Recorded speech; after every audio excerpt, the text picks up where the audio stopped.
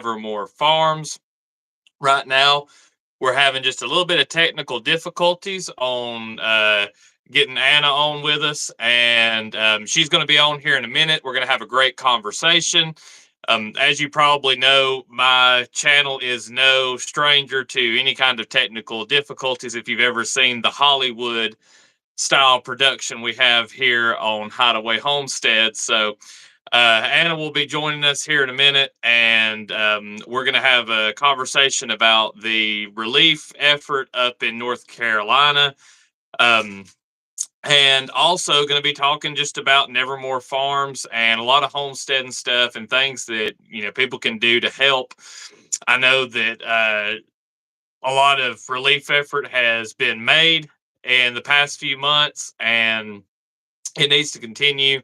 They're still recovering a lot. If you follow any YouTubers from North Carolina, one of the biggest ones being Justin Rhodes, and if you saw any of the footage from his farm slash homestead or any of the surrounding areas, you can tell that it was really, really bad. A lot of roads gone, a lot of places just flooded, mopped away, just huge disaster. So I appreciate anybody who's going to be joining us live. If you're watching this in the future, you can get in contact with me through hideawayhomestead@gmail.com, or you can just leave comments on my YouTube videos. That's always greatly appreciated, just because it does help the videos get more interaction and get more views. So if you want to get in contact with me, you can do it that way.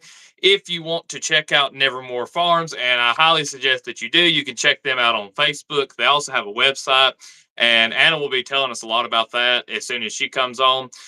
She's having to download the app, I think, because I want to do this in vertical, because I always seem to get more viewers when I do it in vertical. So we're super stoked to get to talk together and to chit chat about everything that's been going on. If y'all are familiar with the channel at all and you've seen some of my videos, you'll know that Skoda, our livestock guardian dog, actually comes from Nevermore Farms. And she has been one of the biggest blessings on the homestead, because she keeps up with all of our livestock. And here we go. Oh, let's see here. I do sing, but not on this channel. Oh, I think that Anna was just trying to join us, but the notification went away. What's my beard's name? Haven't put a name on it. Somebody wants to name it, go ahead. But this is not the first time that we've had a live stream. We've had some kind of comment about my beard. It's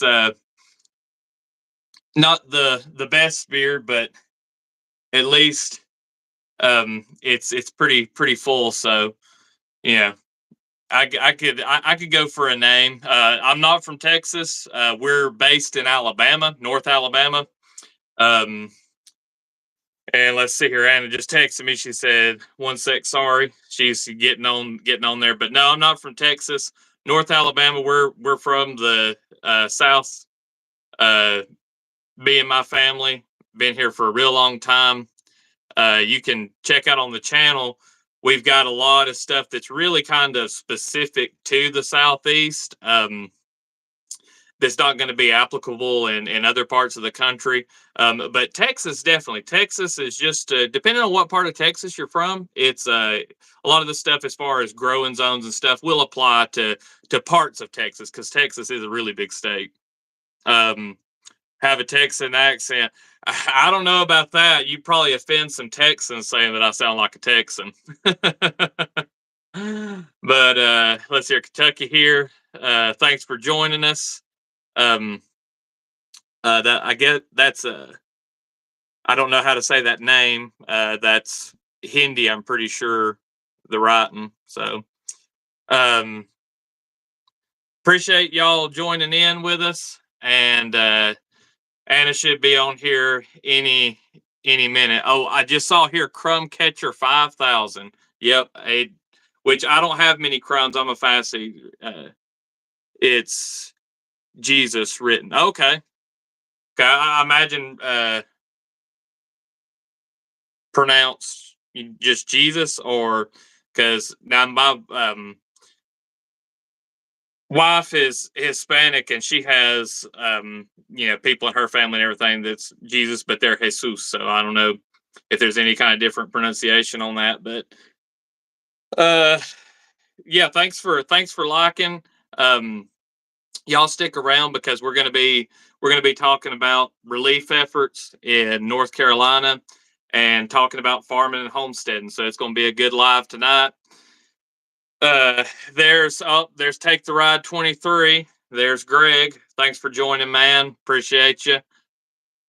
Um, he's one. If my beard is the Crumb Catcher 5,000, then Greg is the um Crumb Catcher 10,000 because he's got a significantly larger beard than I do. So awesome. Well, thank y'all for coming in and joining. Um, I think. Oh, here we go. See if I can get this pulled up.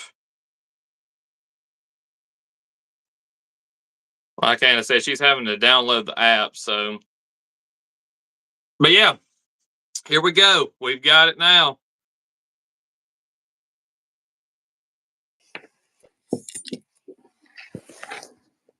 Anna, you there? Can you hear us? You got mic and everything? I can.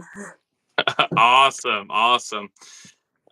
So we've just been talking here in the chat about naming my beard the Crumb Catcher 5,000. So you haven't missed much. Well, that's a pretty Greg accurate name. just said beard level over 9,000. That's Yep. a shout out to anybody who's Dragon Ball Z fan. So awesome. Life in the Valley. Thanks for coming by and joining us. Is everything all right with the camera? Oh yeah, I was just having an issue with my screen protector, so I got you. It looks just slightly red is all. yeah, give me 1 second. Let me see if I can fix that. Hold on. You're good. Hey, hey everyone, hope all is well. So yeah, Life in the Valley. Thanks for coming by.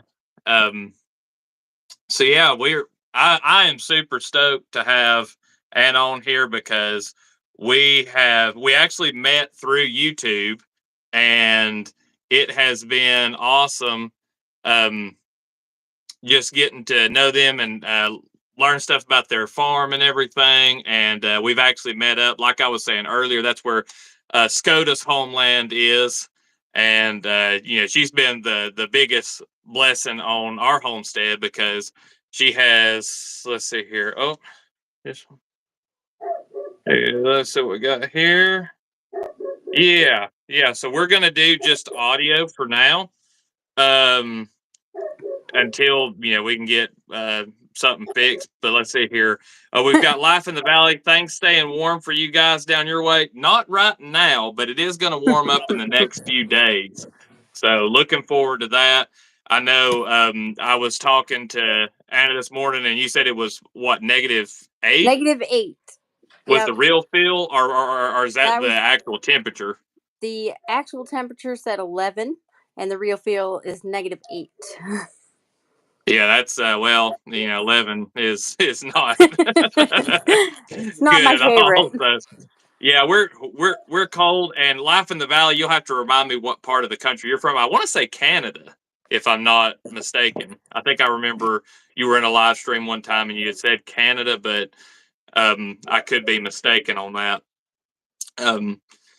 So yeah, well, Anna, welcome to the channel. Been wanting to get you on for a while, and really looking forward to our conversation today. Oh wow, it's about -20. No, where Life in the Valley. So I don't think I could do that.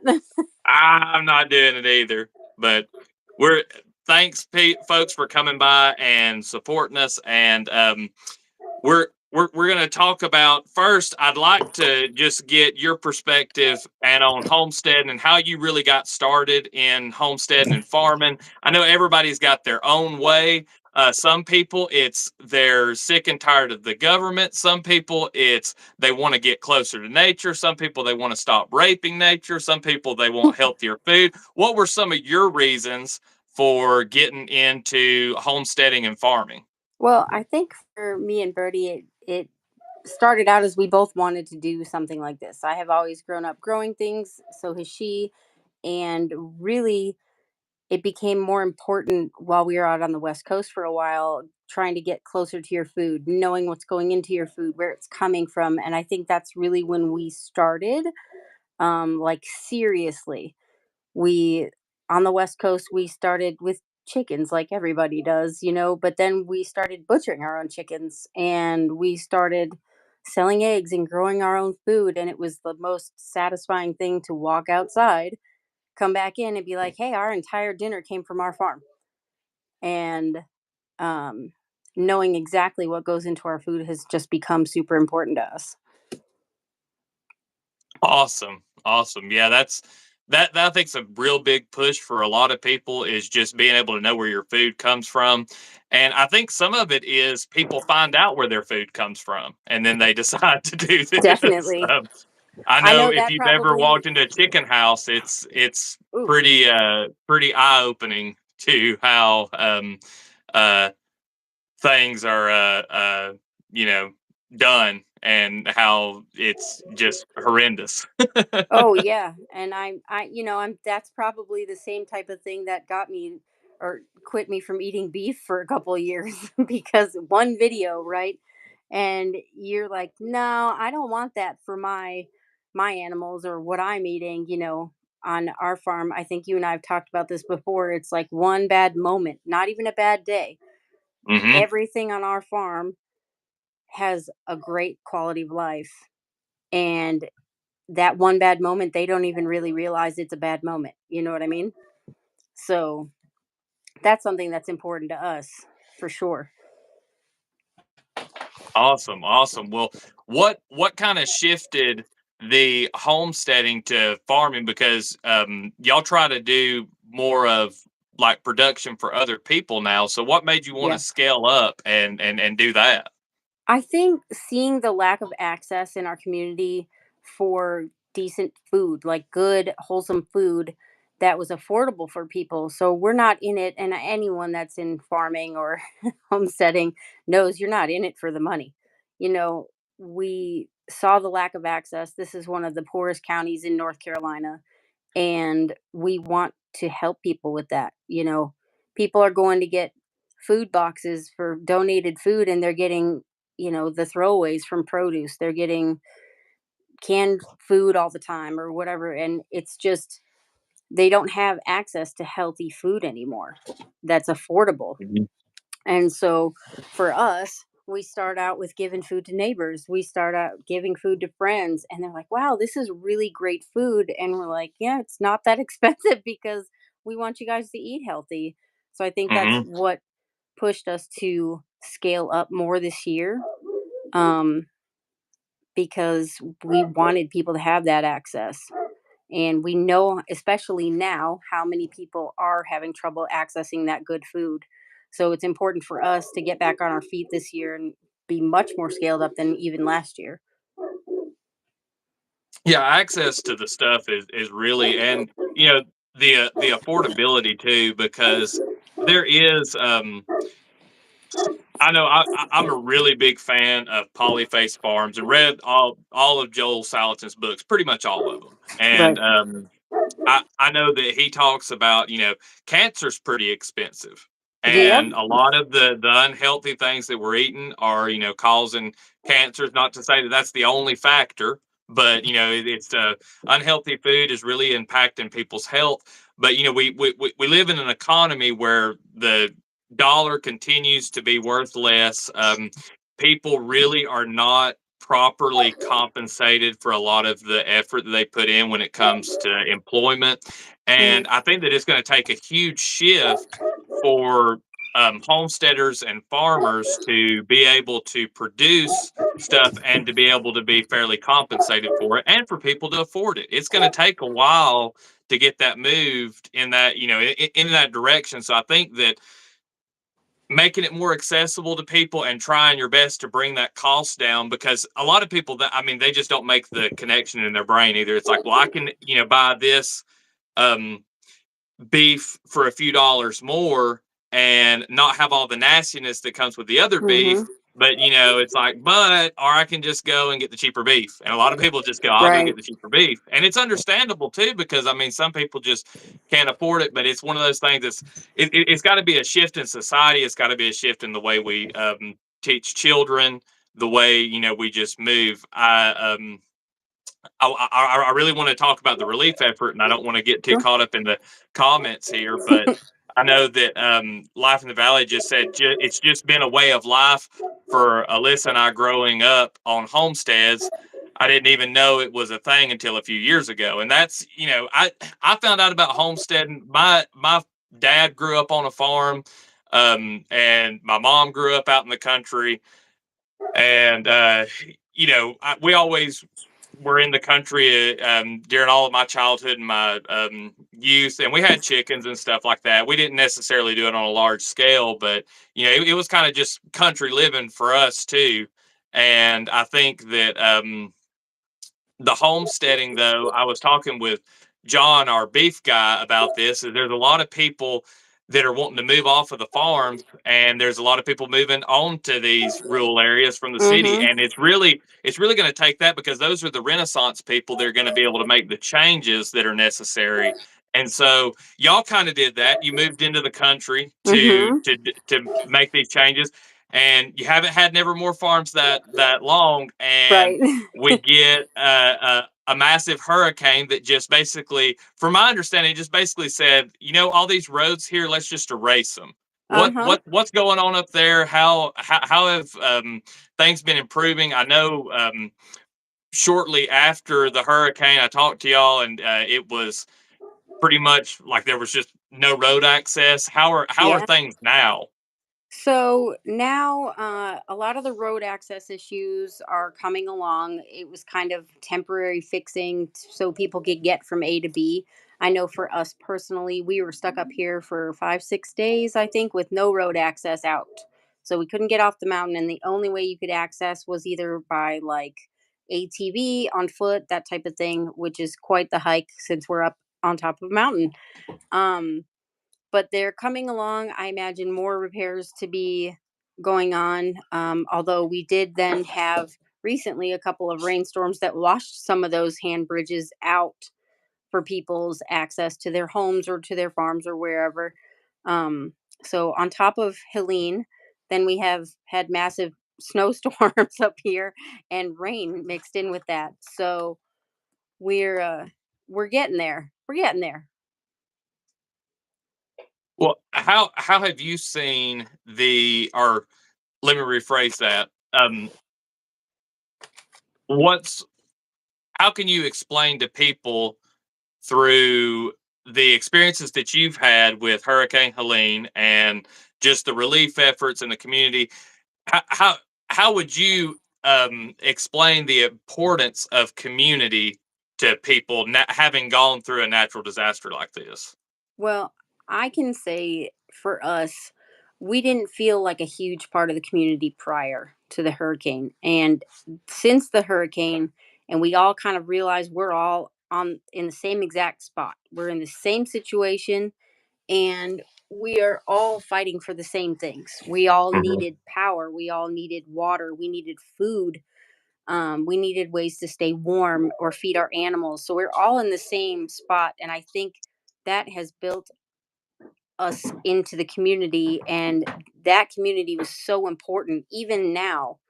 you know an example is that we provide hay for someone who can't store very many bales of hay at a time, but if it weren't for us being able to store a larger amount, it would be harder for her to access the hay you know Mhm. so that community, has been so important on us all surviving, getting things done, volunteers coming in, rebuilding homes, but that network community has allowed people to be pointed in the right direction. Does that make sense?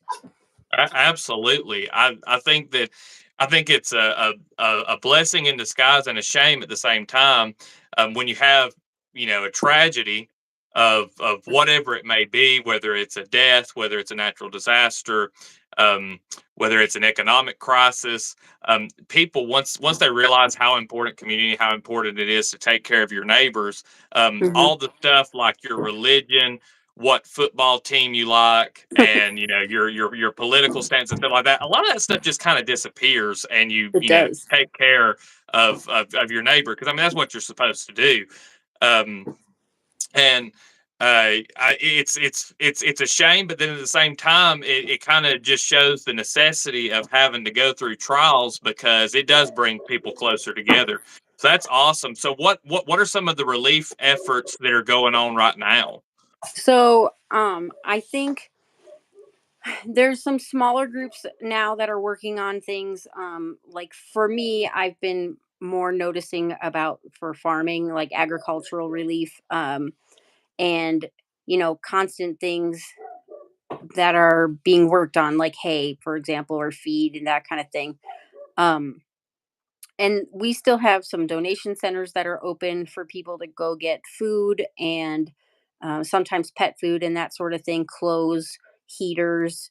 We've had some free propane events where people can refill their propane tanks because there are still a number of people without power, Mhm. that our power company hasn't been able to hook back up to the grid because of weather or access and that kind of thing. Some of the more remote places, people are still living in campers, in tents. Like it's still happening. So while we've seen a lot of the relief efforts dwindle, um, as far as a lot of people feel that we're so far out from the hurricane that we should just be moving forward. Well, Mm. if a lot of these people, have lived on their farms or their land for generations, and the county or the state's coming in and saying that your land is now unbuildable because it's in 1,000-year floodplain. And so people are struggling to recover as well because they're not being allowed to. It's not, they don't have access to those resources to rebuild and recover. So the relief efforts have kind of slowed. Volunteers are tired, which is totally understandable. And we still have a Mhm. handful of volunteers that are definitely working tirelessly to take care of people still. But they're running across things where, like, they didn't know a woman was left in her home with no power, no water, and they Oh, just found out like 2 weeks ago because people don't have access. She can't even get out of her driveway.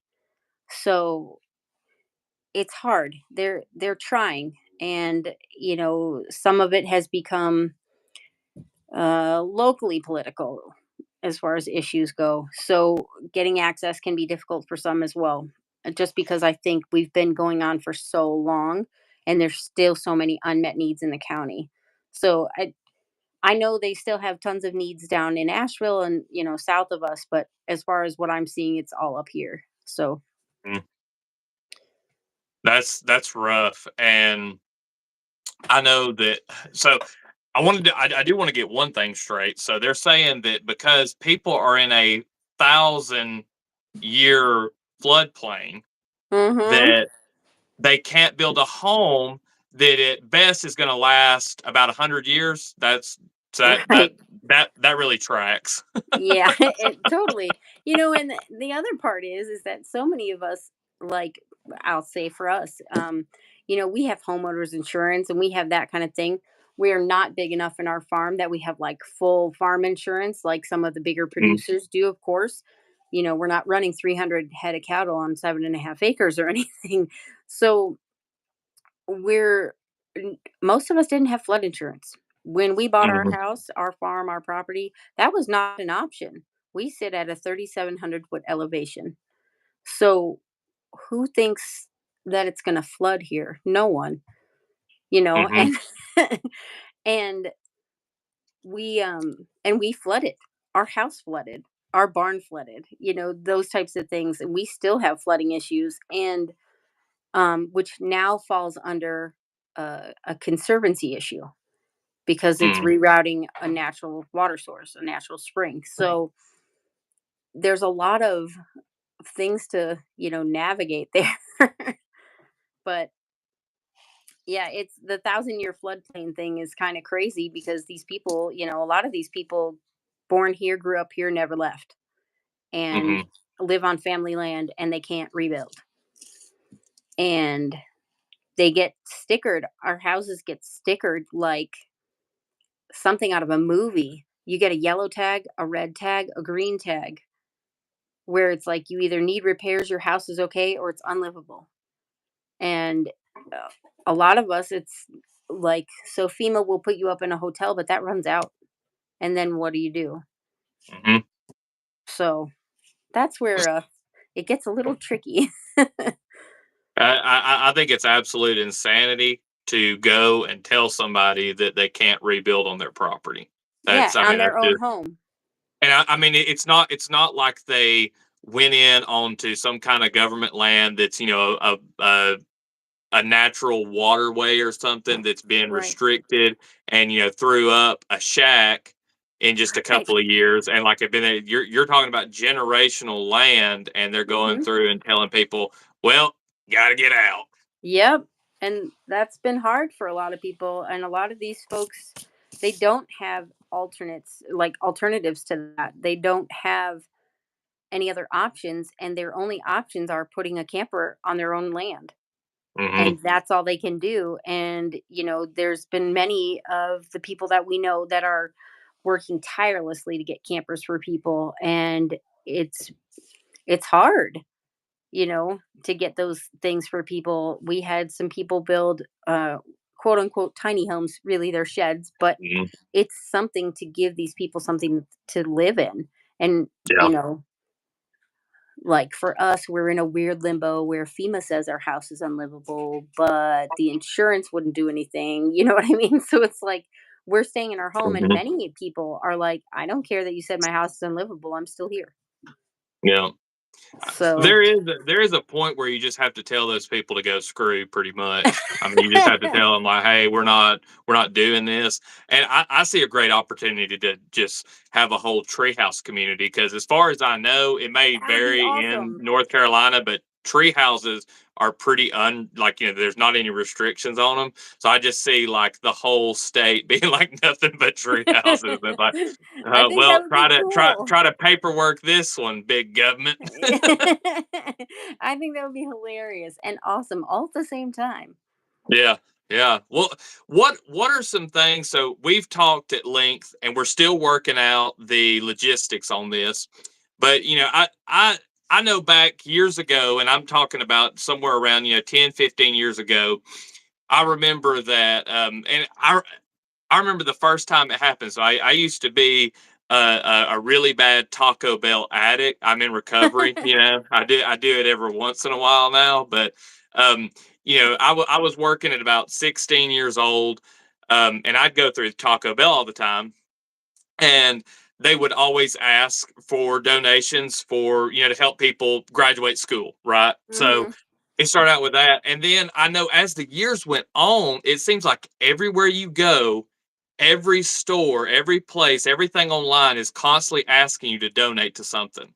Mhm. And so I eventually just said, I'm not donating to any of it because I don't even know these organizations. I have no Right. idea where the money's going. It's constant. Nobody can afford, like, if you went and you donated to every single place that, asked for donations, even if it's just the round and up deal, it gets expensive quick. Mhm. And, Absolutely. I know we've talked about being able to make a difference, especially with technology today. I think it's amazing that anybody in the country, at least, now this, can apply around the world depending on what apps you're using and everything. But if I get on Cash App or Venmo or anything like that, I can send somebody some money in a literal second, and Mhm. they've got that money, and it goes directly to that person. There's nothing skimmed off the top. Right. Um, and uh, I'm just thinking there's got to be a better way for people to get this relief, because a lot of people want to hold up stuff too. You donate to some Yeah. organization, you have no idea how long it's going to take to get to those people. And kind Yeah. of going back to what you were saying about how the relief efforts are starting to dwindle, I know I have always tried, anytime I've known somebody that had a tragedy or a death in the family, I've always tried to be that person that checks up months, years after, because the relief is not a let's go help for a week and we're done. And Mhm. so I think that there's a lot that can still be done. Like you said, there's still a lot of suffering that's going on up there. There may be some roads rebuilt and some people are getting their homes rebuilt, but then you got a lot of people that are having to, I mean, live it in a tent right now. That's insanity. That Uh-huh. is great, especially, I mean, heck, that would be insanity in South Alabama this time of Yeah. year, because I mean it still gets cold, like Yeah. real cold. Yeah. So um getting relief like that. So what what are some of the ways, I know we've talked about feed, Mhm. but what are some of the things that if people want to help, I know they can get in contact with you on Facebook on Nevermore Of course. Farms. um what are some of the things that are really needed right now? I know we've talked about specifically needs for homesteaders and farmers, but what are some of those needs? Kind of like the top three. I think hay is probably one of the big ones. And that's going to be a constant, mostly because our hay fields were trashed. Mm, Now it's not just the washout, it's the rock buildup, all the stuff that has been moved down the rivers and such, that are built up in these fields. So the cleanup is, you know, a much bigger deal than normal. I think livestock feed, like we talked about, and just basically supplies. So, like any stock tank type stuff, feeding, pans, fencing supplies, building mhm. supplies. Like that's really the biggest things. People are rebuilding their barns. They're trying to recover. Like I know stock tanks that have been totally damaged, and as we know, it's not a priority for a lot of people because you have to figure out how to feed everything too. So it's kind of become a scramble on what's more important, especially for a farm. I know for us, that's been our biggest thing is rebuilding our fences, and just trying to build shelters, rebuild shelters, that kind of thing. So I think the feeding part, the hay and the feed is probably the biggest one. And then like fencing and just general farm supplies has been a big deal. Yeah. So anybody who's in the live chat, which we've only got five right now, it was going up there for a minute, but I think once the um, we got off the beard subject, it kind of dropped. I don't know. I feel like social media and stuff is starting to kind of ruin people's attention spans, but uh, we, my own included. I'm not gonna I was like, lie. mine I too, can scroll through man. some shorts, but Mine um, too. if you're in the live right now or you see this afterwards, and you can't help, at least go over to Nevermore Farms on Facebook, give the page a like, go and check it out. Um, Anna's got tons of uh photos on there, and stuff that's going on with the farm, and that's really how we're going to keep up with any kind of relief efforts that are being done. We've talked about buying bulk feed to be able to get a discount, and having a feed day for people up there who are having difficulties getting animal feed. So this is not going to be the only live we're going to do. We're going to try to do another one next week, and have some awesome homesteading and farming topics, and also be able to give updates and talk about relief and rebuilding up there in North Carolina. But um, shifting just a little bit, um, so how has uh, the farm been doing, as far as like what are some of the stuff that y'all produce? If people wanted, if they need certain products and they wanted to support y'all as a business, what are some of the things that y'all offer? Well, we locally, we raise a lot of livestock, but online I also make salves like body butters, soaps, tub teas, that kind of stuff. It's all organic and therapeutic grade, and a lot of it is stuff that we've grown here. So we dry the herbs, we use it up, we make our own oils, we make our own infusions and that kind of thing. Um, and locally, we this is our first year with Muscovies. Thank you, Logan. And we raise chickens and geese and Caturnix quail. We have standard Rex rabbits, and we have been working on our own meat line of rabbits.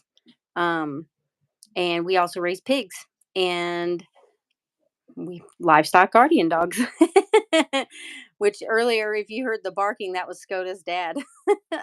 I didn't hear the barking, so I mean, I know that was a concern when we were talking about doing the live was the animals and everything, but I haven't heard any barking. Maybe somebody else in the chat did, but yeah, Skoda. I highly recommend if Nevermore Farms has any dogs and you're close to that area, buy a puppy from there. I mean, Skoda has been awesome. Um, you know, although I do think that some people might be a little have some misconceptions about what they're getting. Um, Skoda Yes. is absolutely amazing, but even though she has that natural instinct, she was still a puppy. She liked to play and everything. You do have to do some Yeah. correction if their mom or dad ain't around. So, but now I mean, she there ain't a predator that comes within a mile radius of this place. They want Yeah. nothing to do with her. And so it's been kind of a blessing and a curse at the same time because we've let our birds kind of free range and they kind of just go wherever they want to, which is okay. But then it's like they pick these spots where they want to sleep, and it becomes nasty real quick. Mm-hmm.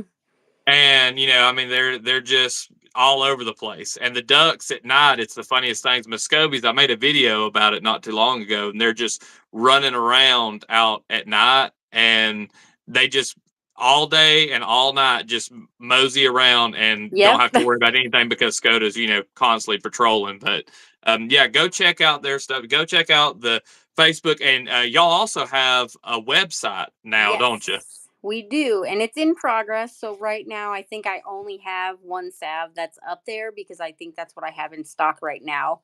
Um, as we were kind of talking, some of my label making things have been lost to the hurricane, but we are hopefully getting our stock back up there. So I will have things listed. We're going to have chicks starting soon, hopefully by the middle of next month. And we are NPIP certified and AI clean, so we can actually ship chicks. We can ship hatching eggs on both our quail and our chickens. Not the ducks yet. Awesome. We're working on that. Awesome. That's super cool. Yeah, if you can support Nevermore Farms in any way, that's great. But then, oh, take the ride. That's Greg. He just said share it on Thank his you. Twitter. Thanks, man. Thank you so much. So yeah, so support. And like I said, we're going to be doing more lives like this, just to promote and continue some relief effort because it's something that's not like there's anything huge right now, but I mean there are still people. Like Anna said, you got people that's without propane. You got people living in tents, which is still just. I mean, I'm I don't even know what to say to that. We've got so much that needs to be done with that, and I'm not even going to get on a rant of how our taxes should be allocated more to that than some other stuff. But yeah, anything helps, and if you can't, but you need some soaps. I will tell you this.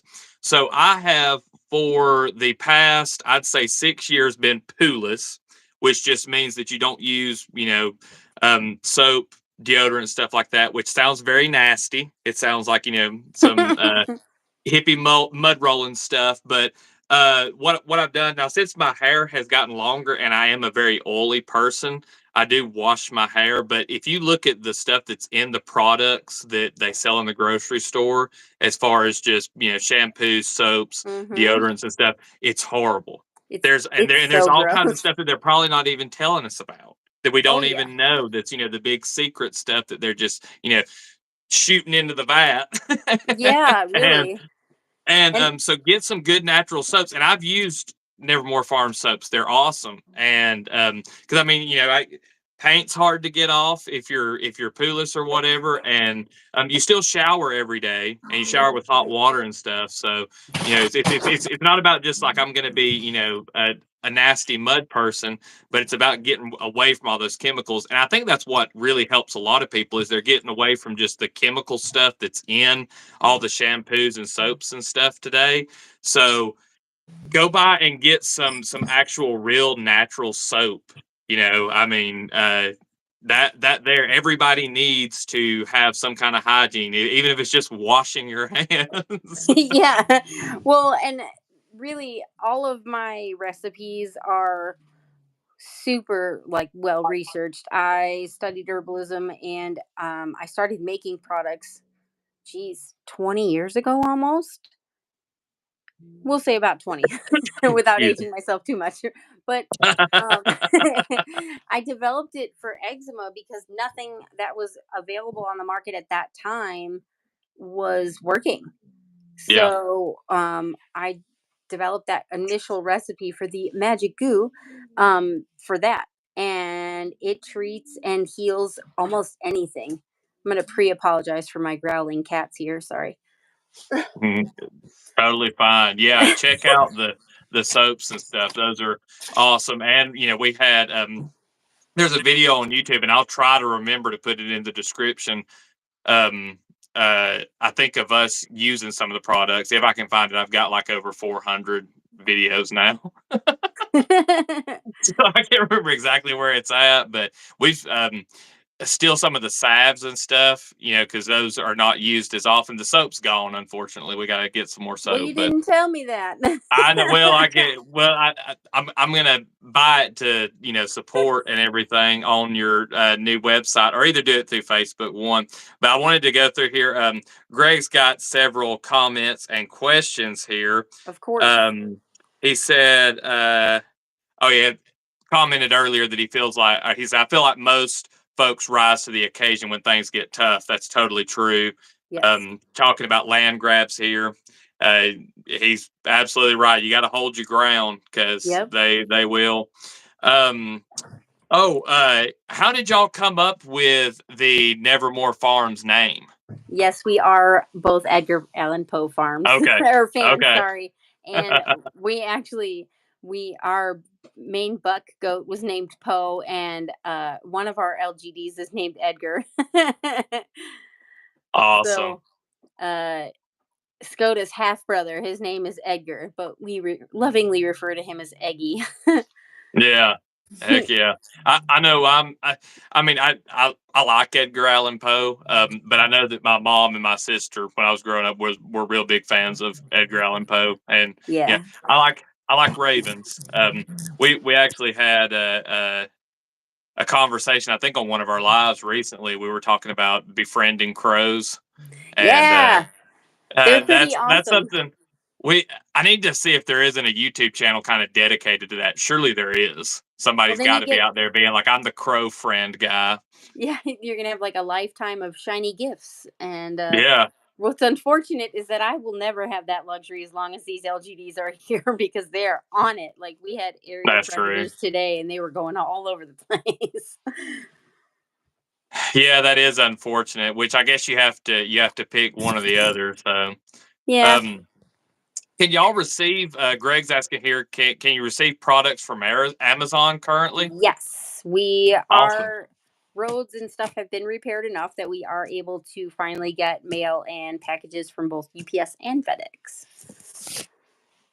Awesome. So yeah, if people wanted to do that, that would be a really easy way, especially with farm supplies. If it's something like, you know, Yeah. screws, nails,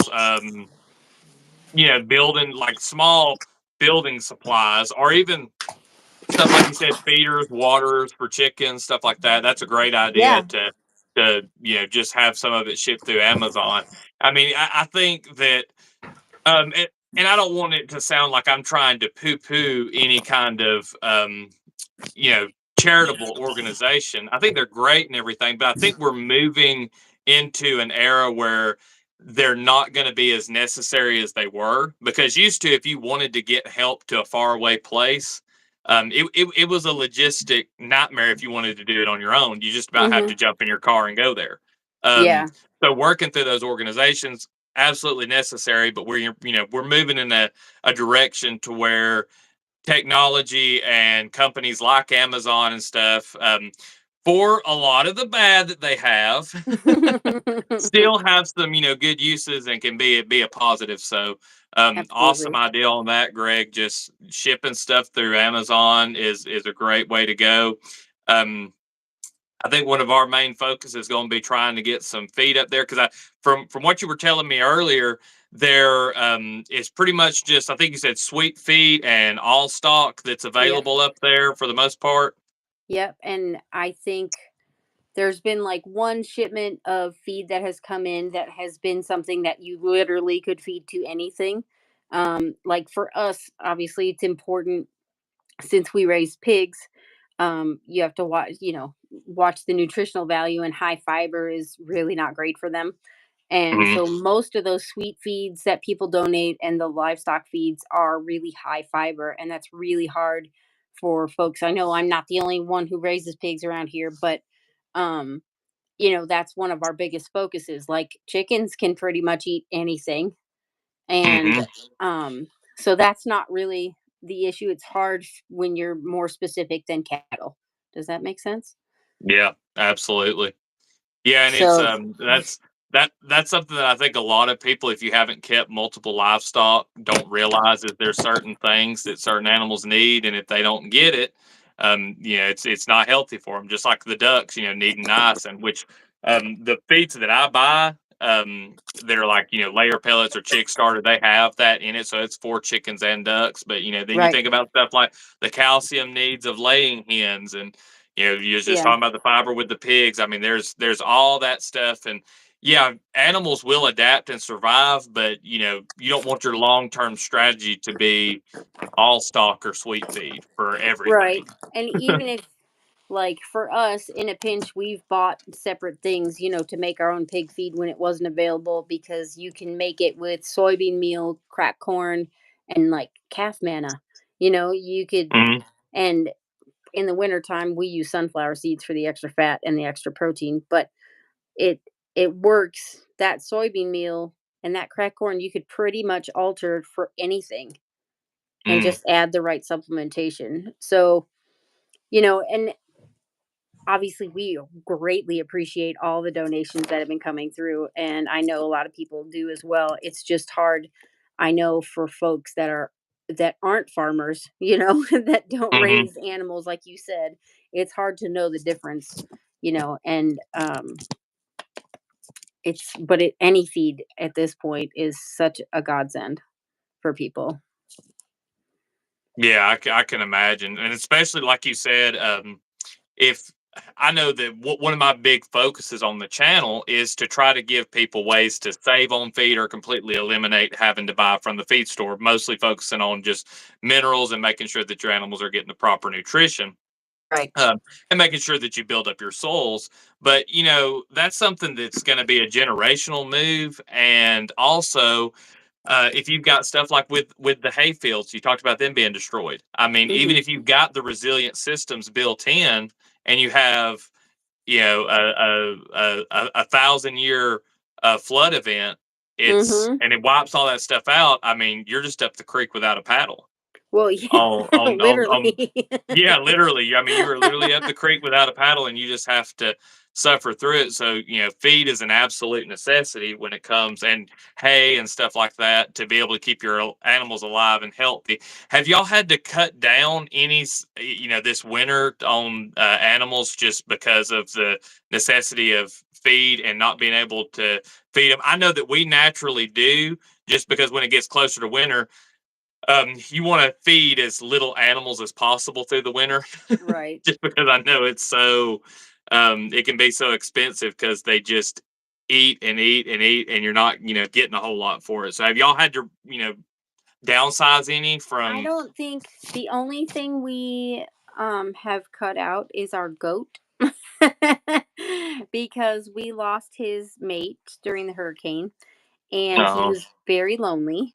And so he ended up going to another farm, but it wasn't necessarily because we were having trouble feeding him. The hay, we were able to get hay, luckily. And so we had those stores. But it was not the right environment for him anymore without his mate.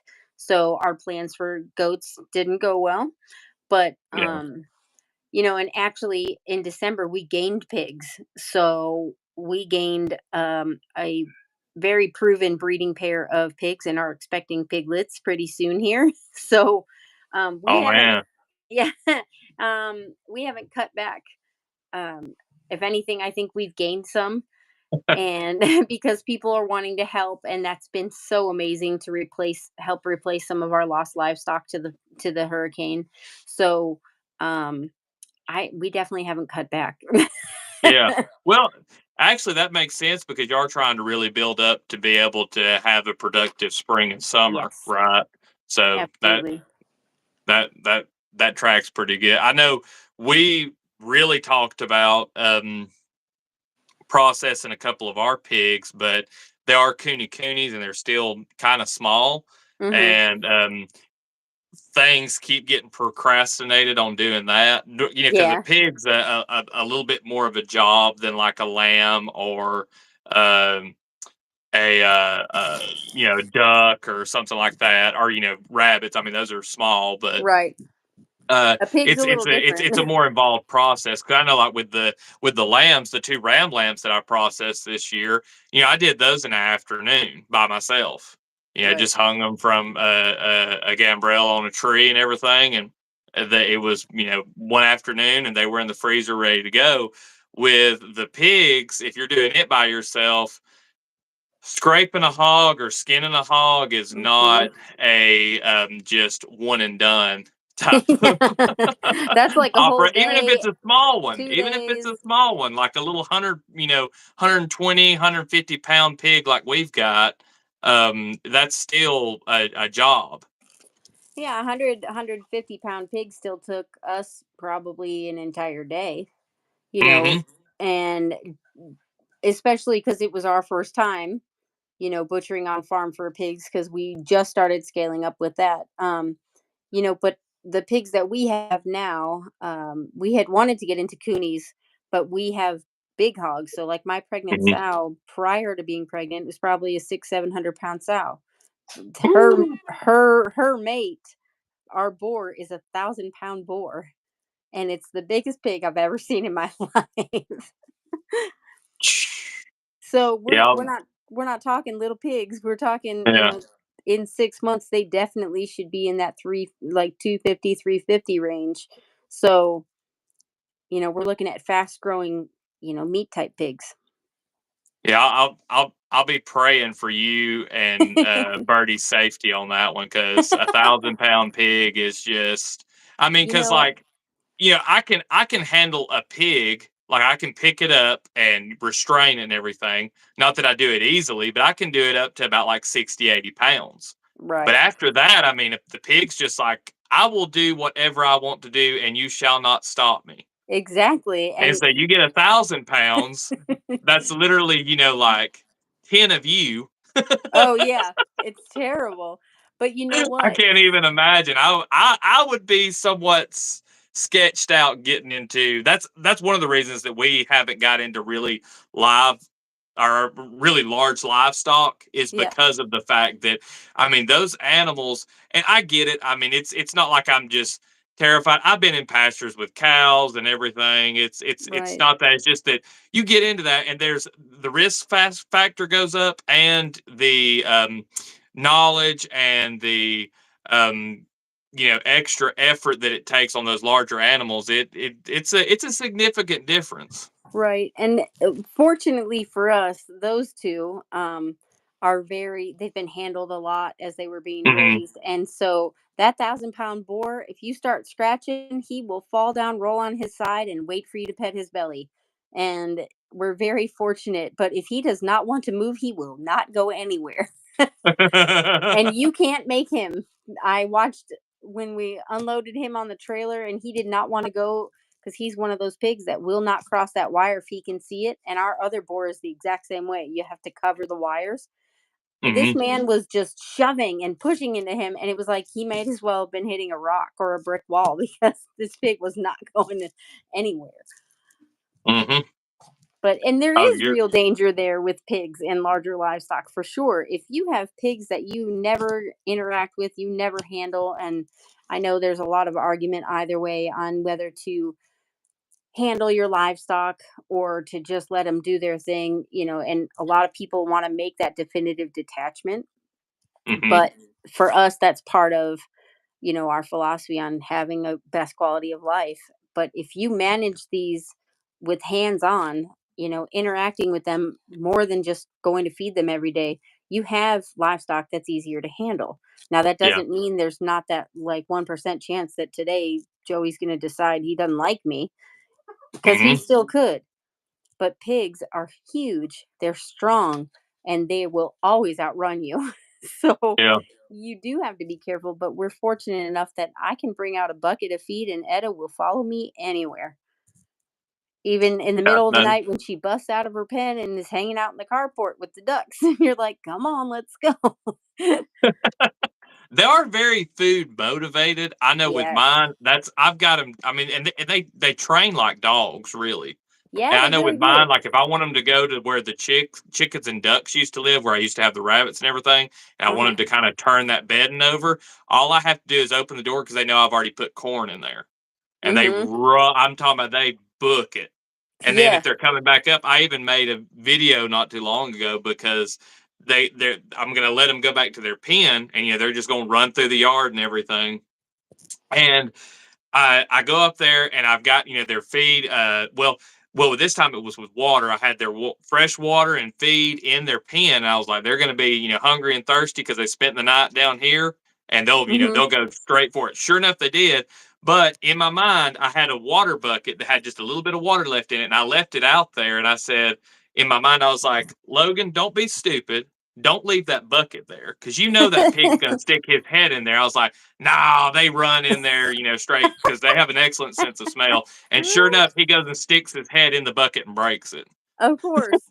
We had buckets for a long time, and it's like in the wintertime, and when it gets to this weird time right now where it's like half muddy, half rainy, half whatever, Mm, and we normally feed on the ground. Well, when you're trying to like watch portions and try to whatever, yeah. because you don't want your pigs to get too fat, but you're trying to keep their feet out of the mud, and Mm, they just trash everything you put in there. Feed pans, the water barrel, God forbid it gets empty. It's floating down the hillside somewhere because they threw it out. Like it's just, which is why stock tanks are so important. yeah. But it's, they're hilarious. They're super smart, and they're really great. They do train well, and so they are a lot easier to manage, especially if you're interacting and treating them like actual animals, instead Yeah. of just looking at them as food. Yeah. Yeah. Absolutely. Um, makes it a little bit harder at butcher, but it's Sometimes, yeah. definitely better to give them that quality of life and have to you know suck it up and put your feelings to the side when it comes to do the deed, in my Yeah. opinion, anyway. So Well, yeah. yeah, and that's hard for a lot of people too, but I know at the end of the day that I know that that pig, well, we'll just use that as an example because of their emotional range and whatnot. That pig at the end of the day was here, was happy, and had no idea what was happening. They weren't Hmm. scared, they weren't stressed, they weren't stuck in a slaughterhouse. You know, they were good. Right before Absolutely. our last pig, he was taking a nap in the sun with Birdie. He got up, had a beverage, lights out. You know Yep. what I mean? And that was it. He didn't know that anything bad was happening. And that's exactly, I don't know, for us how it should be. couldn't agree with you more. And I think that you and I may be dead by the time it happens, but I do feel like the world is moving in a direction where that's going to eventually become the norm again. I'm Yeah, very I hope optimistic. so. I'm very optimistic and pessimistic at the same time about the way the world's going. But um, Yes. Anna, thank you so much for Yeah, of coming and course. joining us. We're coming up on an hour here. Again, folks, remember Nevermore Farms on Facebook.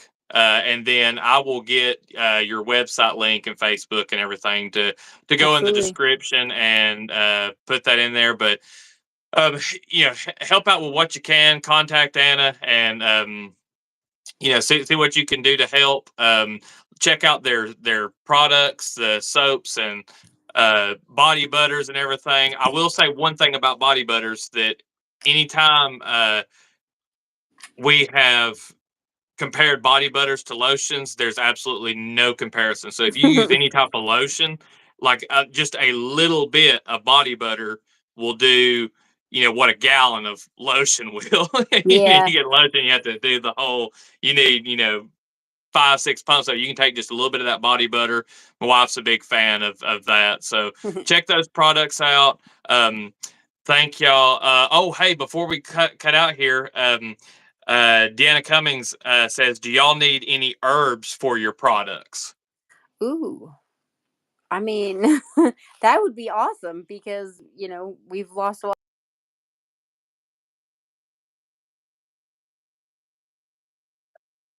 Annie, you're cutting out there. Would you mind repeating that? Amazing. That would be amazing. We did lose a lot of our growing space and a lot of our plants. We're kind of at that point where we're looking to see what's coming back. So our harvest this year may be a little bit smaller. So any help with that would be great. So Deanna does the mushroom workshops with me Yeah. and Lee, and so I'll actually be seeing them tomorrow. So we'll see what we can do about herbs and stuff. Awesome. She's the herb and wax queen. If you've seen Yes. any of our videos on the mushroom workshop, she's the one that's always having to deal with the wax. So I don't touch the wax. I'm doing other stuff, but yeah, she's the waxing queen. Um, let's see here. One more comment here from Greg before we close out. I feel like there will be pockets of folks living the homestead lifestyle and forming small communities to not participate in the technocratic system. That's me too. I'm like I said, I'm extremely optimistic and pessimistic about the future. So I think we're in for a wild ride. And again, Anna, thanks for coming on. Y'all go check them out, and we'll catch you on the next one. We're going to do this again sometime soon. Thanks for coming on, everybody. Thanks, Logan. We'll see you on the next one. Bye bye. Bye.